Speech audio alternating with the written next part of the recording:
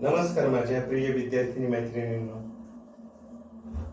आजच्या तासाला आपण प्रश्नपत्रिका आराखडा भाग 1.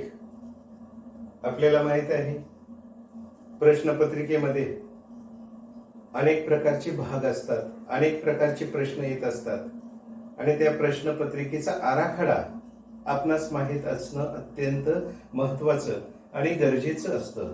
वेगवेगळ्या प्रकारचे प्रश्न प्रश्नपत्रिकेमध्ये दिलेले असतात. तर आपली मराठी भाषा विषयाची प्रश्नपत्रिका ही 50 गुणांची असते. किती गुणांची असते? 50 गुणांची असते प्रश्नपत्रिका आपली. एकूण 50 गुण असतात आणि हे 50 गुण भाषेच्या प्रत्येक ह्याच्यावरती, प्रत्येक विभागावरती किंवा प्रत्येक मुद्द्यावरती काय केले जातात? विचारले जातात. तर प्रश्न पहिला कुठला असतो या ठिकाणी पहा. तर आजच्या काळामध्ये वेगळ्या प्रकारचे प्रश्न जरा थोडेसे चेंज केलेले आहेत, बदललेले आहेत. तर प्रश्न पहिला अ, प्रश्न पहिला अ या ठिकाणी कुठल्या प्रकारचा प्रश्न विचारला जातो? तर आकृती पूर्ण करा. प्रश्न पहिला कुठला आहे? आकृती पूर्ण करा. आकृती पूर्ण करा. पूर्ण करा हा प्रश्न जवळजवळ हा एकूण 5 मार्कांचा प्रश्न असतो. पहा, एकूण गुण असतात, याला 5 गुण असतात आणि हे 5 गुण आपल्या अगदी हातचे असतात. जरा थोडस लक्ष देऊन जर आपण वाचन केलं आपल्या पाठांचं, तर आपण व्यवस्थितरित्या काय करू शकतो? या ठिकाणी प्रश्न आणि त्या प्रश्नांची व्यवस्थितरित्या उत्तर लिहू शकतो. तर एकूण 3 प्रश्न विचारले जातात या ठिकाणी. पहा, 1, 2 आणि 3 असे 3 प्रश्न विचारले जातात. एकूण 3 प्रश्न विचारले जातात. आपल्या पाठामध्ये कुठल्याही पाठावरचे, गद्य पाठावरचे कुठल्याही प्रकारचे प्रश्न 3 विचारले जातात. एक महत्वाचा प्रश्न दिलेला असतो आणि त्या प्रश्नाला उत्तरांची अनेक उत्तरं असतात. ती उत्तरं आपण काय करायची? तो जो ढांचा असतो किंवा त्या ज्या रिकाम्या जागा किंवा ब्लॉकेज असतात, त्या ब्लॉकेज मध्ये आपण व्यवस्थितरित्या काय करायचं आहे? उत्तर लिहायचं आहे. एकूण 3 प्रश्न असतात. या 3 पैकी पहिल्या प्रश्नाला किती मार्क असतात? 2 गुण असतात. दुसऱ्या प्रश्नाला 2 गुण असतात आणि तिसऱ्या प्रश्नाला किती गुण असतो?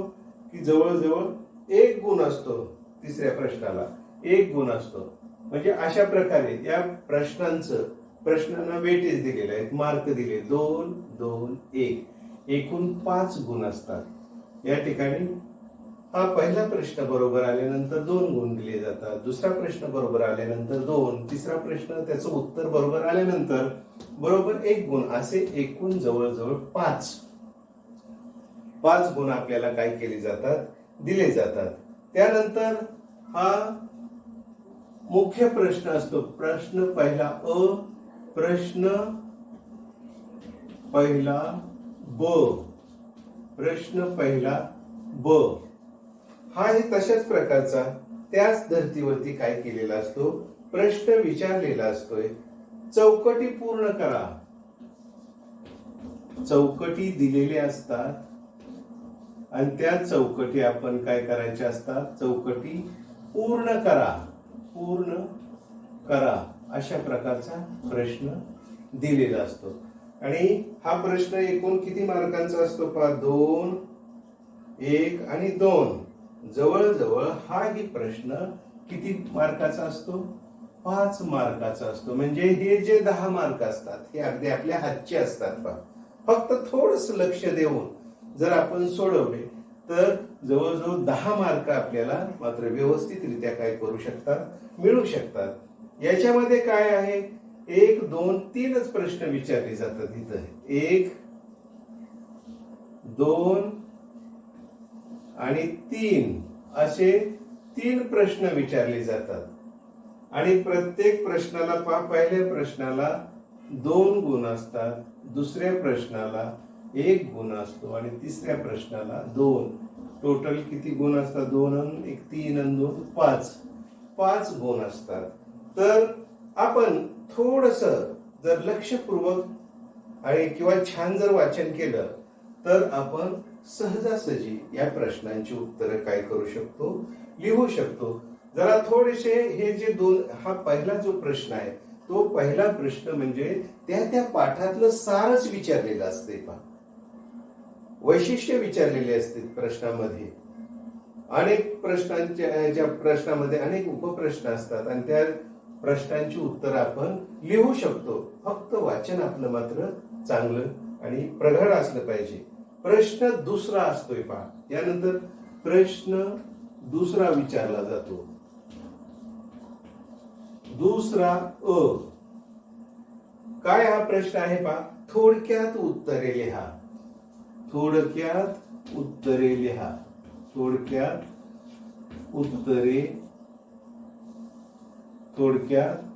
उत्तरे लिहा अशा प्रकारचा प्रश्न असतोय पहा. थोडक्यात उत्तरे लिहा हा प्रश्न असतो. एकूण प्रश्न दिलेले असतात 3 आणि कोणतेही 2 सोडवा अशा प्रकारचा ऑप्शन असतो. कोणतेही 2. एकूण अंक असतात 3, 1, 2 आणि 3. एकूण प्रश्न असतात 3 आणि कोणत्याही 2 प्रश्नांची उत्तर आपण काय करायचे आहे, सोडवायचे आहे. त्यामुळे एकूण गुण याला असतात 4. तर या प्रश्नाला 2, 2, 2 अशा प्रकारे उत्तराला प्रत्येकी 2 मार्क असतात. ज्यादा उत्तर लिहिलं तर छानच. समजा एखाद्या वेळेस तिन्हीपैकी एका प्रश्नाचं जर समजा आपल्याकडून किंवा आपल्याकडून न कळत जर उत्तर चुकलं तर तिन्हीच्या तिन्ही प्रश्नापैकी कुठल्या तरी 2 प्रश्नांची उत्तरं बरोबर येतात. म्हणजेच आपल्याला आहे तेवढी 4 मार्क काय होत असतात, मिळत असतात. तर अशा प्रकारे प्रश्न दुसरा प्रश्न दुसरा ब अशा प्रकारे प्रश्न, मुख्य प्रश्न, उपप्रश्न अशा प्रकारचे प्रश्नांचं स्वरूप असतं. त्यानंतर प्रश्न दुसरा ब काय कुठल्या प्रकारचा आहे पाहूया. प्रश्न दुसरा, काय कराल ते लिहा. का पहा, काय कराल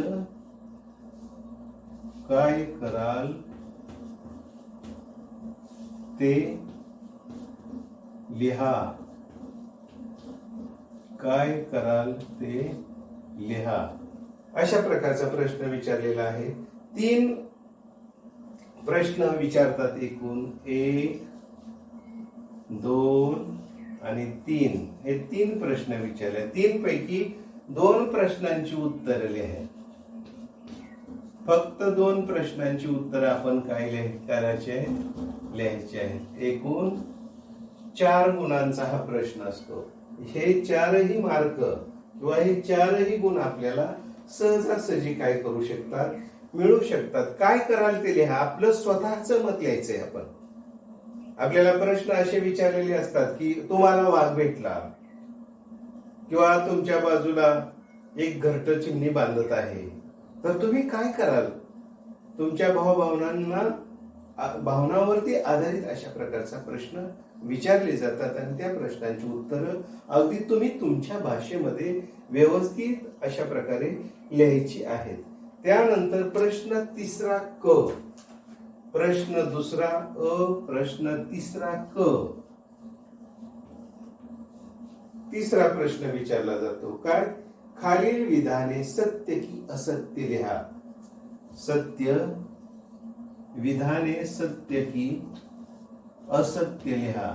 विधाने सत्य की असत्य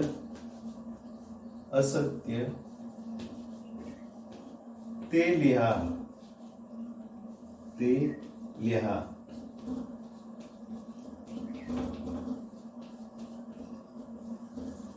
प्रश्न किती विचारले जातात पहा. 2च विचारले जातात आणि 2च गुण याच्यासाठी आहेत. किती गुण आहेत? 2 गुण आहेत. किती गुण आहेत? 2 गुण आहेत. तर प्रश्न पहिला, प्रश्न दुसरा दोन्ही वाक्य तुम्ही बरोबर लिहिली तर तुम्हाला किती गुण मिळतील? 2 गुण मिळतील.